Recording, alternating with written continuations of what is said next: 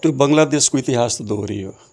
सेम घटना बङ्गलादेशमा भएको थियो हैन। त्यसमा त असहमति हुने कुरै छैन। अब त्यसबाट हामीले यो पनि सिक्नुपर्छ बङ्गलादेशले कति चाँडै त्यसलाई समाधान गर्यो, कसरी स्थिर सरकार ल्यायो। श्रीलङ्कामा पनि यस्तो भयो नि, राष्ट्रपति भाग्नु पर्यो, तर उनीहरूले त 7-8 महिनामा सारा समस्यालाई समाधान गर्यो नि। हामी त्यतातिर सोचौँ न पॉजिटिव भएर।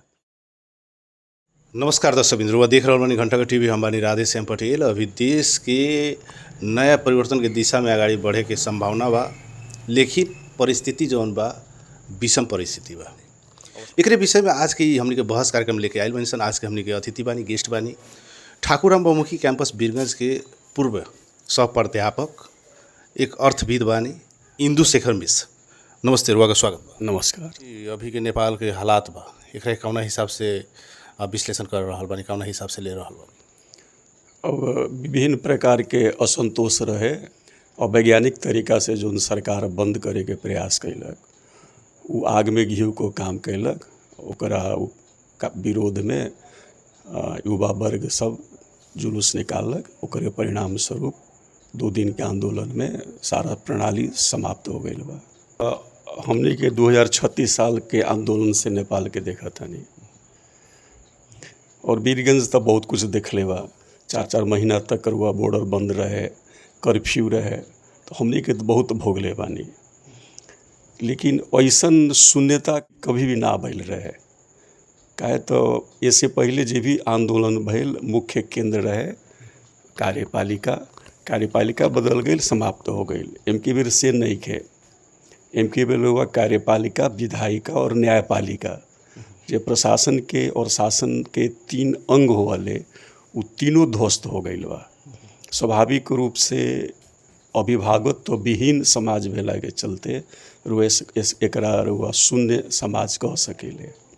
अब जैसे नेपाली सेना आह्वान कर रहा बा, जौन की आंदोलन के आह्वान कैले रहे लोग, जनरेशन जेड के युवा पुस्ता, नया युवा पुस्ता, 28 वर्ष नीचे के जो भी बाल बालिका बालो स्कूल कॉलेज पढ़े वाला, ओमे 2-3 गो अपने के जेनजी के कम्युनिटी देखल गई बा। केहू कभी कुछ विज्ञप्ति निकालता, केहू कभी कुछ विज्ञप्ति निकाल रहा बा। ए पर का कहें, पिछलका अपडेट अपने के राष्ट्रीय न्यूज़ सन से भी अपने के बहुत ज़्यादा ताल्लुक रखे नहीं, हरदम न्यूज़ पर अपने के ध्यान रहेला। ए पर का कहें कि एकरा के कैसे से प्लानिंग कइल जा सकता? अब का होले नहीं कि जब आग लागल है तो सब चीज़ जल जाले, तो खरानी होए, तो ओकरा से जो शून्यता आवल है, ओकरा भरे में कुछ समय तो चाहिए। ये एगो सकारात्मक बात भइल। राष्ट्रपति के अभिभावकत्व में सेना के चारों अंग मिल के सेना प्रमुख के नेतृत्व में वार्ता के अगाड़ी कैलक, आह्वान भी कैलक। राते 12 बजे बातचीत शुरू भइल। आजो और अनौपचारिक बातचीत हो रहा बा, भइल है। और सब सेना प्रमुख उनका सबके कहलन है कि उन्हीं के मुख्य मुद्दा बना के संयोजक नियुक्त क के और वार्ता में आई, सब वर्ग के रह के वो देश के निकास दे। सुनने में तो सब चीज़ के संभावना रहल है, हो जाए तब नु बात, ये बा हो जाए तब नहीं। कहे तो वो लोग नेतृत्व विहीन विभिन्न समूह बा, जैन जी के भी अपन अपन नेतृत्व बा, उनमें कोनो ठोस नेतृत्व करता नहीं है, तो वो में अपने संयोजक बनावे भी तो लोग समय लाग सकले। अच्छा, अभी जौन अपने के घुसपैठ हो रहा बा, जैसे मान लीजिए रउआ से हमरा दुश्मनी बा, तो हम अपने पर अटैक कर रहा बानी, रउआ तीसरा आदमी पर कर रहा बानी, तीसरा आदमी चौथा आदमी पर कर रहा बा। ये हिसाब से जौन घटनाक्रम हो रहा बा, एकरा के संयमता अपनावे खातिर का करे के पड़ी? अब एकरा लेल तो शुद्ध रूप से प्रशासनिक अंग के जागे के पड़ी, है ना। अब ओकरा स्टेप में पहला स्टेप भइल कि देश में कर्फ्यू लागल बा 2 दिन के लेल। एक सकारात्मक पक्ष यह है कि आज के दिन भर में घटना छिटपुट मात्र भइल, काल जका कहीं कुछ ना भइल है। तो एगो सकारात्मक पहल भइल कि देश शांति के तरफ लौट रहा बा, और एकरा लेल हमनी के सेना और चारों सेना प्रमुख के धन्यवाद देवे के चाही कि वो लोग बहुत तेज गति से सुधार के अवस्था में देश के लाइल है। सबसे बड़का विषय बा शांति सुव्यवस्था कायम करना है, और देश में सामान्य वस्तु के आपूर्ति के व्यवस्थापन करना है। कहे तो पूरा यातायात ठप बा, बहुत जगह प्रत्येक दिन खाद्यान्न जाले तो अथी होले, अब खाद्यान्न के सप्लाई ना होई, आवश्यक वस्तु के सप्लाई ना होई तो एगो दूसरो रूप ले सकले, लूटमार के अवस्था ले सकले। एहि लेल अभी के प्रारंभिक अवस्था में देश में शांति सुव्यवस्था कायम करे के और सामान्य वस्तु के जे जीवन उपयोगी वस्तु बा ओकरा आपूर्ति के व्यवस्था मिलाबे के व्यवस्था जे अगुआ वर्ग बा विशेष करके नेपाली सेना प्रमुख, नेपाल प्रहरी, सशस्त्र प्रहरी ये लोग के ई पहला दायित्व होए के चाही। और देश में गलत अफवाह न जाओ। कभी कभी का होले कि कोनो वीडियो बना के डाल दे बोले वो घटना सही ना होले, लेकिन ओकरा चलते भी क्रिया प्रतिक्रिया होले। ये लेल सामाजिक संजाल के सही प्रयोग होए के चाही, सही सूचना संप्रदाय में आवे के चाही। तो ये दू चीज़ के बाद में वार्ता में आके 2-4 दिन, 1 दिन, 2-4-5 दिन में देश के एगो निकास देवे के पड़ी, संवैधानिक निकास देवे के पड़ी। अब का करे को ही, संसद भंग करे को है, नया चुनाव करावे के हो, तत्काल राष्ट्रीय सरकार गठन के हो, सब प्रतिनिधित्व रह के ये सब मिला करके 10 दिन में 5 दिन में कह के देश के फिर सुचारू ढंग में ले आके ओकरा बाद में तो पुनर्निर्माण में अरबों रुपये के घाटा भइल बा, पूरा ऐतिहासिक तथ्य सब जर गई बा। अब वो सब तो कागज पत्र के तो कोनो अथी ना होए, लेकिन और निर्माण के लिए केना के करे के होए, सब कुछ करे के बा। तो सकारात्मक समाचार साँझ में आइल कि एयरपोर्ट खुल गई, एगो पॉजिटिव बात भइल। अनिश्चित काल के बंद भेल रहल कि एयरपोर्ट खुल गई। दोसर सर्वोच्च अदालत कहला कि हम टेंट कायम कऽ के भी हम कार्यवाही शुरू करायब।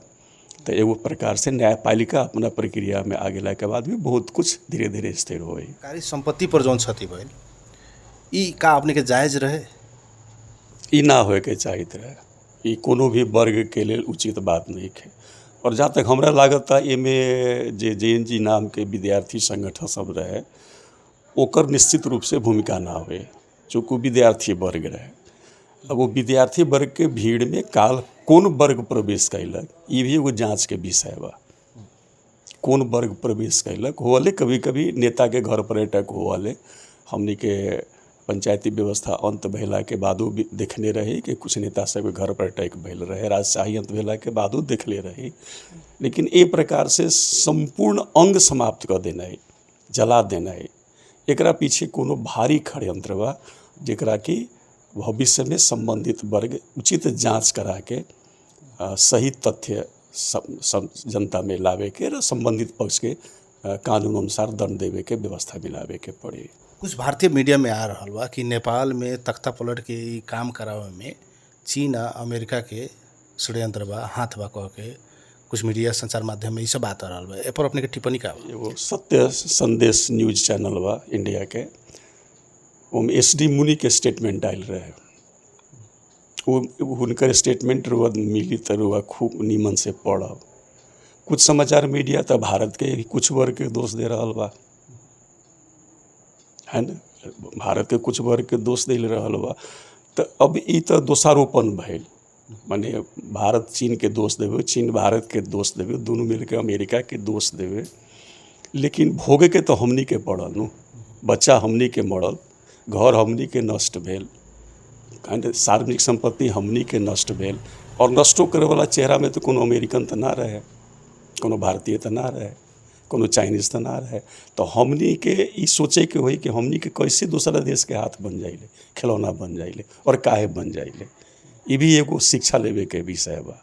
जो अभी भारतीय मीडिया में जो अभी ट्रेंड चल रहा बा, बड़का बड़का फोटो देखा के देखिए अब ऐसे ये हो रहा है, वो हो रहा है, ये अपने के जमीनी हकीकत बा कि कुछ अपने के? अब ओकरा पछाड़ी हमनी के ना लागे के, अपन परिस्थिति के बूझ के, अपन सचेत, अपना अवस्था के सचेत पूर्ण अवस्था मिला के और अपन सुरक्षा सुविधा और विकास के काम में जो बड़ी ध्यान देवे के चाहिए। सिंह दरबार, बालुआटार, चाहे अपने के और सरकारी निकाय, सड़क डिवीजन, अपने के सारा जौन सर्वोच्च अदालत, इस सब के जौन डाटाबेस जर गए, चाहे फाइल जर गए, कागजात जर गए, अति आवश्यक कागजात सब, कैदी बंदी अपने के फरार हो रहा वालों जेल से, अपने के अपील का रही है? सबसे पहल का दायित्व बा देश में सुरक्षा के स्थायित्व। एक किस्म में अगर कहीं कोनो जेल से कैदी बंदी भागी थे तो रोके के पूरा प्रयास होए के चाहे। अभी तक के समय चल 13,000 से ज़्यादा विभिन्न जेल के कैदी निकल चुकल बा। उनमें बहुत से कैदी ऐसन बा कि जो भीषण अपराधी प्रवृत्ति के आदमी बा। एकरो लेल भारतीय मीडिया कहता है सारे के सारे भारत में आ रहे हैं, भारत सावधान हो जाओ। रवि लामेछाने के ऊपर भी प्रश्न उठा। कहता कि हमरा के जेलर छोड़लक, का छोड़लक ना छोड़लक। जे देश के गृह मंत्री बनल आदमी बा ओकरा स्वयं ही देश सोचे के रहे कि हम कौन प्रक्रिया अपनाई चाहे कौन प्रक्रिया न भाई। ये हुनकर स्वविवेक के विषय रहे, काहे निकलन काहे न निकलन, का भइल, कौन व्यवस्था भइल। ये तो ओकर ओठन के जिस पर वही जानकारी दे सकल है और वही घटना के आधार बना के सारा कैदी बंदी कहता कि हम निकलब निकालो। ओकरा निकाल तो ना हमरा काहे निकाल। अच्छा, अपने के जैसे जेनजी के जो मुख्य मांग सब बा कि अपने के करप्शन 0 पर हो जाए के पड़ल, ओकरा बाद अपने के 5 वर्ष खातिर स्थायी सरकार होके के पड़ल, प्रधानमंत्री के जो सिलेक्शन बा डायरेक्ट जनता से सरोकार रखे के पड़ल होके के पड़ल। अब बिहान के दिन में जौन सरकार बने के जौन विधि बा चाहे विधान बा, संविधान संशोधन के ये सब चीज़ कौन कौन चीज़ जरूरी लाग रहा बा जौना में अपने के अभी अंतरिम सरकार जौन गठन हुई ओकरा काम करे के पड़े? अब स्थिर सरकार तो जरूरी होल कहीं भी। अब कहे के लिए तो 2/3 बहुमत वाला सरकार हमने के यहाँ रहे, काहे स्थिर ना भ सकलते तो वो नेते लोग जानी है ना। अभी तक वो लोग कहाँ बा का बा कोनो स्थिति भी जानकारी में नहीं खे, कौन सुरक्षा केंद्र में बा वो लोग। नेपाली सेना कह रहल बा कि केपी ओली या देउवा के परिवार के हमनी के संपर्क में बानी लोग, हमनी के कस्टडी में बानी, दुबई नहीं भागल, ये सब लोग भी कह रहल बा। तो हो सके जो सेना कहता तो हमने के विश्वासे करे के पड़ी ना। सेना जब कहता तो अभी हमने अभी के अभिभावक तो सेना के हाथ में बान, वो कहताड़न तो हमने के विश्वास करे के पड़ी, इसमें दो मत नहीं खे।